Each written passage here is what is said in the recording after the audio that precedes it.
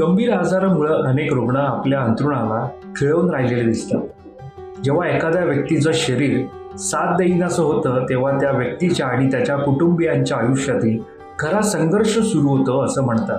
पण त्यावेळी कृत्रिम श्वासोच्छवासावर चालणारे आयुष्य पाहायचे की वेदनादायी उपचार थांबवून त्या व्यक्तीला सन्मानाने निरोप द्यायचा ही कोंडी निर्माण होते.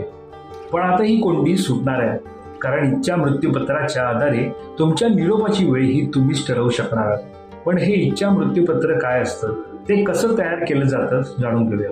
इच्छा मृत्यूपत्र म्हणजे लिव्हिंग विल. त्याचा अर्थ असा होतो की एखाद्या व्यक्तीने ती पूर्ण शुद्धीत असताना भविष्यासाठी लिहून ठेवलेली इच्छा.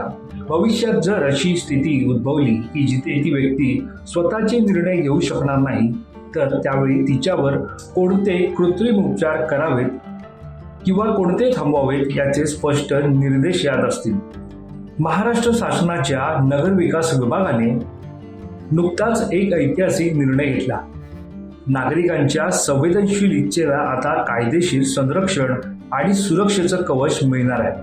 सर्वोच्च आणि उच्च न्यायालयाच्या मार्गदर्शक तत्वांनुसार राज्यातील महानगरपालिका आयुक्त आणि नगरपालिकांच्या मुख्याधिकाऱ्यांकडे संरक्षक म्हणून ही महत्त्वाची जबाबदारी सोपवण्यात आली आहे.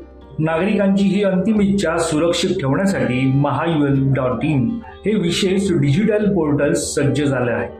घरबसल्या आपली माहिती भरून कायदेशीररित्या तयार केलेली विल नागरिक अपलोड करू शकतात. त्यानंतर संरक्षकाची ऑनलाईन वेळ घेऊन प्रत्यक्ष भेट द्यावी लागेल.